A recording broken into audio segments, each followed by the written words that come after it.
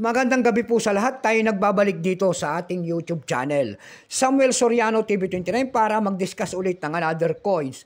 At ito po ay ating hilig, mangulikta ng barya. Kaya ho tayo nandito nagsisiling ng kanilang mga halaga, mga presyo po ng aking mga koleksyong coins. Ayan, kung gaano nakataas para malaman natin. At isa naman tayong kolektor. Ayan po. Ayan. Magandang gabi po sa ating mga subscriber kung saan kayong panig ng mundo po. Kepsi po sa lahat sa aking mga subscriber. Thank you so much sa inyong lahat. Maraming salamat din po sa sumusuporta dito sa aking YouTube channel. Thank you so much. Babatiin ko lang ng special shoutout po ang aking mother. Diyan po sa Daragin po. Milagros Soriano po ng Dumpay, Basista, Pangasinan. Daragin.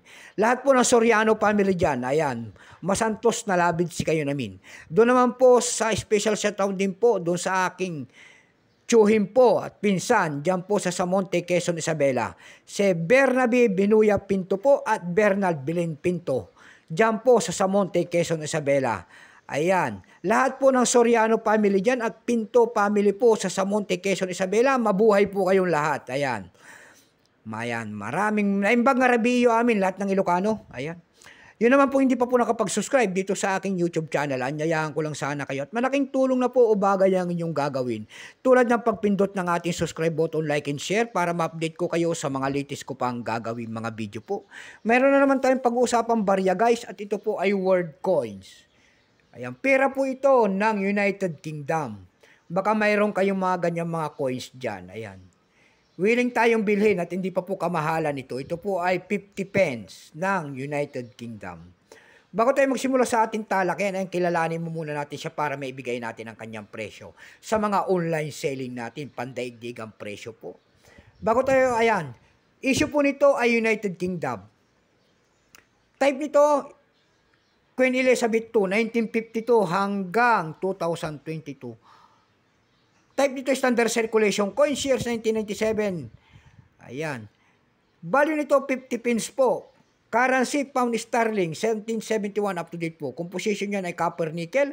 May bigat lamang 8 grams, may habang 27.3 mm. May kapal po naman ito 1.78 mm. Hugis po niyan heptagon po, 7-sided.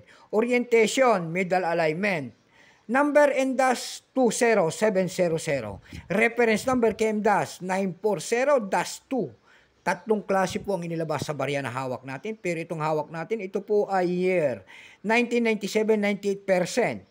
Kung ilang piraso naman ang ginawa ng United Kingdom sa barya na hawak natin, ito po ay 456,364,100 piraso po.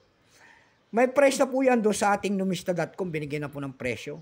Yung kanya extra pen ay 39 pesos. Almost ang circulated ay 39. Ang circulated po nito ay nagkakalaga po ng 120 pesos. Dako naman tayo sa pandaigdigan na presyo nito. Doon sa ating eb.com, may nakita tayo nagbebenta doon ng $8.30. Nasundan ng $8. Yung pinakamalit po doon ay $5. Dako naman tayo sa Carousel PH. Sa Carousel PH po, ang seller po ay si Juni Latatag. Ayan. Rare coins daw ito. Binibenta niya ng 26,000 po yung kanyang coins na year 1997. Itong ating hawak. Ayan. Ano lang siya po kung kagkano talagang kanyang binibenta. Grabe naman ang kanyang presyo. Meron naman tayo nakita doon na 100 pesos. Nasundan po yan ng 60 pesos. Yung pinakamalit po ay 50 pesos. Ayan lamang po ating may babaging kanyang presyo. Keep safe po sa lahat and God bless.